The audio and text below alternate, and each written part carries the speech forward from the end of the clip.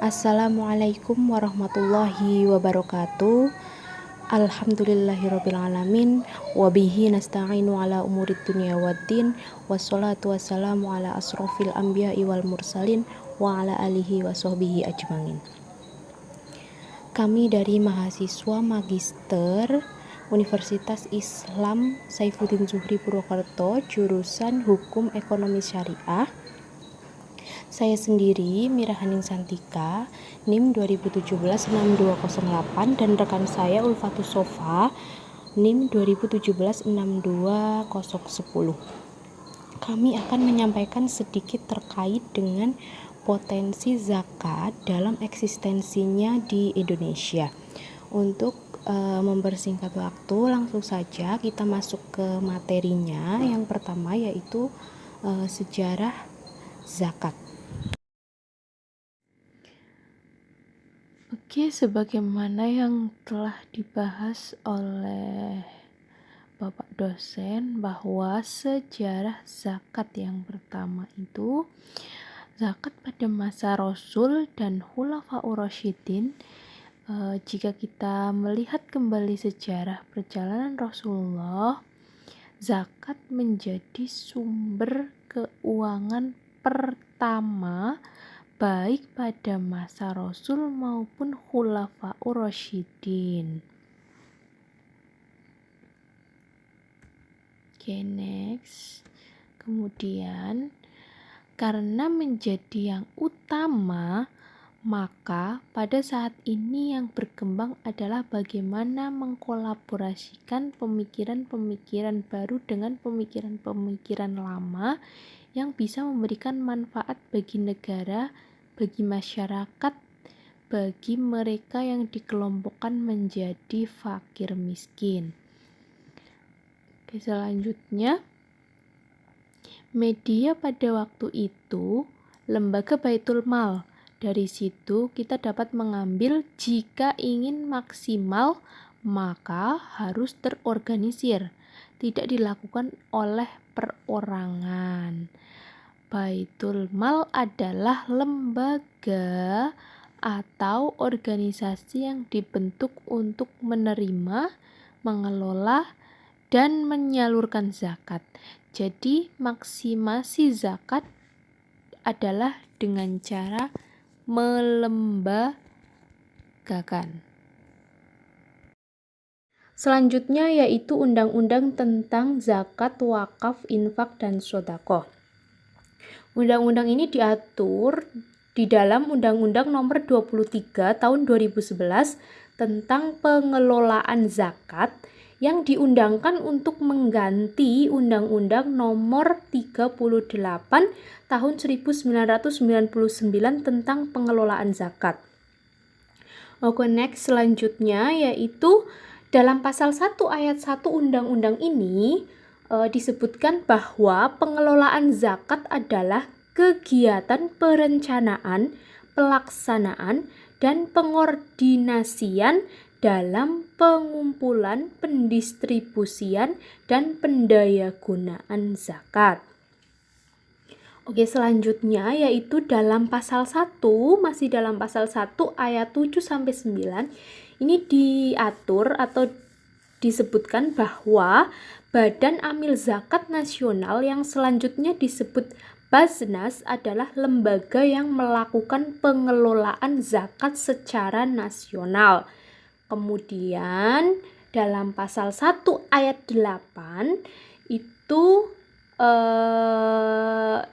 lembaga amil zakat yang selanjutnya disingkat LAZ adalah lembaga yang dibentuk masyarakat yang memiliki tugas membantu pengumpulan, pendistribusian, dan pendayagunaan zakat. Sedangkan dalam ayat 9 itu unit pengumpulan zakat yang selanjutnya disingkat UPZ adalah satuan organisasi yang dibentuk oleh Baznas untuk membantu pengumpulan zakat. Oke, selanjutnya asas-asas pengelolaan zakat juga diatur dalam undang-undang ini, yaitu di dalam pasal 2 Sebagaimana pengelolaan zakat ini berasaskan satu syariat Islam, kemudian yang kedua amanah, yang ketiga kemanfaatan, kemudian yang keempat keadilan, kepastian hukum, terintegrasi, dan akuntabilitas. Kemudian dalam pasal 3 disebutkan bahwa tujuan pengelolaan zakat yaitu satu, meningkatkan efektivitas dan efisiensi pelayanan dalam pengelolaan zakat, dan yang kedua adalah meningkatkan manfaat zakat untuk mewujudkan kesejahteraan masyarakat dan penanggulangan kemiskinan. Baik, untuk materi yang selanjutnya yaitu mengenai potensi zakat. Bahwa dari materi yang telah disampaikan oleh Bapak dosen kita, Bapak Dr. Fathul Aminuddin Aziz, maka dari kelompok kami melihat ada dua hal yang dapat berpengaruh dalam pembentukan potensi zakat yang ada di Indonesia. Untuk potensi yang pertama yaitu terkait dengan adanya strategi yang tepat dalam penghimpunan zakat. Dalam hal ini kita bisa melihat dari isi kandungan Quran Surat At-Taubah ayat 60 dan ayat 103. Bahwa untuk Quran Surat At-Taubah ayat 60, yang mana di dalamnya menjelaskan tentang adanya kepedulian, yaitu agar kita peduli kepada para asnaf atau orang-orang yang berhak menerima zakat. Kemudian untuk penjelasan dari Quran Surat At-Taubah ayat 103 bahwa di dalamnya menjelaskan tentang perintah untuk kita mengambil zakat. Dengan melihat penjelasan dari kedua ayat tersebut, maka muncul konstruk berpikir, yaitu yang pertama, melihat bagaimana tingkat kesadaran yang ada di masyarakat terkait dengan kepekaan sosial terhadap sesamanya itu dapat terbentuk. Dalam hal ini, strategi yang dapat dilakukan adalah dengan adanya semacam edukasi atau sosialisasi terhadap pengertian zakat itu sendiri. Karena tidak bisa dipungkiri bahwa dari sebagian banyak masyarakat, pengetahuan yang dimiliki terkait zakat hanyalah terbatas pada zakat fitrah, sehingga dengan adanya sosialisasi tersebut diharapkan dapat untuk membantu meningkatkan tingkat kesadaran masyarakat terhadap pentingnya zakat mal. Kemudian untuk konstruk berpikir yang kedua bahwa adanya kewajiban bagi pengelola zakat untuk mengambil zakat, baik dalam ranah organisasi maupun individu. Mengapa perlu untuk diambil? Karena terkadang ada sebagian masyarakat yang tetap kukuh untuk mempertahankan dan tidak mau untuk menyalurkan zakatnya. Sehingga permasalahan ini juga dapat menjadikan penyaluran zakat tersebut menjadi terganggu. Kemudian untuk potensi zakat yang kedua yaitu berhubungan dengan pembangunan nasional. Bahwa masyarakat Indonesia yang mayoritas beragama Islam memiliki peranan yang penting dalam meningkatkan pembangunan nasional yaitu melalui zakat.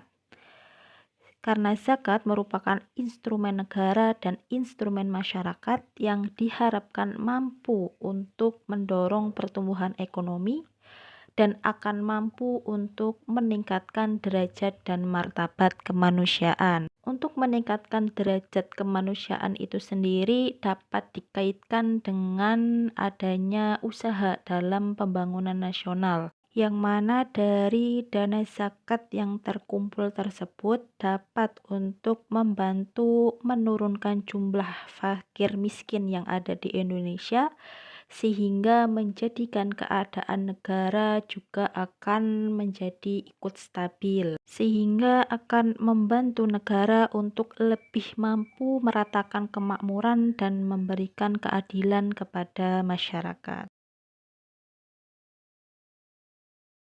Hal ini juga dapat dilihat dari Pancasila bahwa Pancasila itu sendiri sudah mengamanatkan kepada kita, yaitu dalam sila pertama, yakni ketuhanan yang Maha Esa, yang mana dalam sila pertama tersebut mengartikan bahwa hubungan antara kewajiban agama dengan Pancasila ada linearitasnya. Sehingga dari pengertian tersebut menunjukkan bahwa ada hubungan antara kewajiban, kesunahan, dan ibadah dengan pengelolaan negara dalam ranah pembangunan nasional. Yang selanjutnya yaitu ayat tentang zakat, yaitu dalam surah At-Taubah ayat 103 yang artinya adalah ambillah zakat dari sebagian harta mereka, dengan zakat itu kamu membersihkan dan mensucikan mereka dan mendoalah untuk mereka. Sesungguhnya doa kamu itu menjadi ketenteraman jiwa bagi mereka, dan Allah Maha mendengar lagi Maha mengetahui. Nah, di sini membersihkan di sini maksudnya adalah zakat itu membersihkan mereka dari kekikiran dan cinta yang berlebih-lebihan kepada harta benda. Kemudian mensucikan di sini maksudnya adalah zakat itu menyuburkan sifat-sifat kebaikan dalam hati mereka dan memperkembangkan harta benda mereka. Nah, dari surat At-Taubah ayat 103 kita dapat mengambil pelajaran bahwa di situ ada perintah ambillah. Maka di sini setiap orang itu wajib mengeluarkan zakat kepada lembaga atau pemerintah untuk membersihkan hartanya agar lebih tersistem,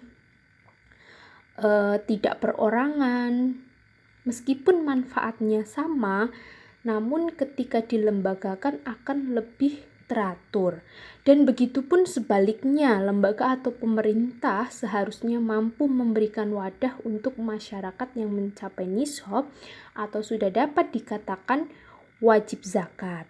Mungkin dari lembaga atau pemerintah tersebut setidaknya dapat mengingatkan setiap kali masyarakat harus membayar zakat, layaknya seperti wajib pajak kendaraan bermotor maupun tanah. Di situ sehingga masyarakat itu semakin mudah untuk mengeluarkan zakat dan tidak kesulitan ketika semuanya itu by system. Kemudian lanjut kepada masukan ataupun sedikit kritikan yang kedua dari kelompok kami, yaitu terkait dengan adanya 3 isu strategi pemerintah di bidang zakat yang dikemukakan oleh Wakil Menteri Agama, yaitu Bapak Zainud Tauhid Sya'adi. Di antaranya yaitu yang pertama terkait dengan adanya transformasi digital sebagai respon atas berbagai kemajuan teknologi. Yang mana bahwa masyarakat juga sangat menantikan adanya inovasi berbasis teknologi yang akan mampu untuk memudahkan mereka dalam menunaikan zakat, terutama bagi masyarakat yang merasa terkendala jarak antara tempat tinggal dengan lembaga zakat, dan juga terkendala pada waktu bagi mereka yang setiap harinya selalu memiliki kesibukan lebih. Berbicara terkait dengan digitalisasi, maka dapat juga dimanfaatkan dalam memudahkan untuk penghitungan zakat, yang mana menurut kelompok kami bisa juga dibuat semacam bentuk kartu zakat.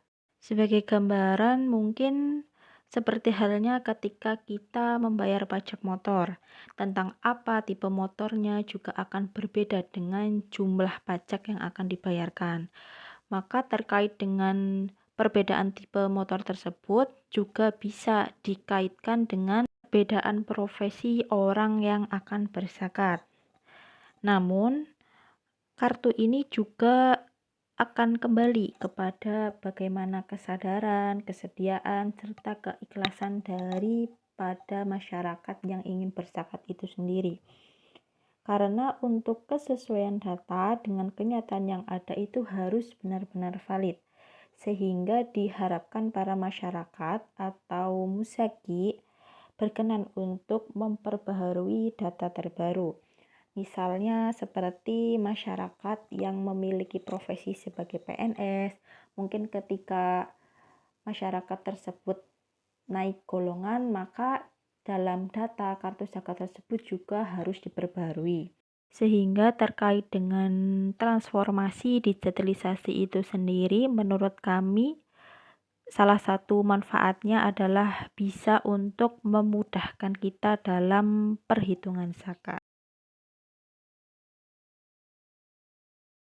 Kemudian untuk isu strategi yang kedua yaitu adanya roadmap mengenai pengentasan kemiskinan dan pemerataan ekonomi. Bahwa Kemenak telah merancang seluruh sektor zakat dalam satu roadmap yang mana bertujuan agar pencapaian hasil terkait dengan zakat dapat terstruktur. Hal ini dikira sangat penting bagi kita untuk sama-sama saling bekerja sama dalam rangka untuk mengoptimalkan pemberdayaan zakat di tanah air. Sehingga ketika dana zakat sudah benar-benar berhasil terkumpul, pada nantinya akan disalurkan kepada mereka-mereka yang memang berhak, yang memang menjadi titik tujuan untuk penyaluran zakat. Kemudian untuk isu strategis yang ketiga yaitu terkait dengan pemerataan zakat di seluruh Nusantara. Bahwa ekosistem zakat dinilai belum sepenuhnya hadir dan merata di seluruh pelosok Nusantara, melainkan masih terkonsentrasi di wilayah perkotaan. Hal ini mungkin bisa dipengaruhi oleh kurangnya mobilitas yang memadai, karena mungkin terkendala dari jarak yang sangat susah dijangkau, ataupun kurangnya sumber daya manusia dalam proses penyaluran tersebut. Untuk itu, Kemenak menghadirkan ekosistem zakat yang berbasis KUA atau Kantor Urusan Agama. Karena seperti yang kita ketahui, setiap wilayah daerah, meskipun itu berada di wilayah pelosok, pasti akan terdapat KUA di sana. Sehingga menurut kelompok kami, isu ini dinilai sangat bermanfaat untuk membantu dalam pengelolaan serta penyaluran dana zakat sampai pada wilayah daerah terpencil dan juga sangat pelosok yang susah dijangkau oleh pemerintah pusat. Dengan mewujudkan adanya ketiga isu strategis tersebut, menurut kami akan dapat memberikan pengaruh yang besar untuk menghidupkan kembali eksistensi zakat di kalangan masyarakat. Mungkin cukup sekian sedikit materi yang bisa kelompok kami sampaikan. Kurang lebihnya kami mohon maaf. Wassalamualaikum warahmatullahi wabarakatuh.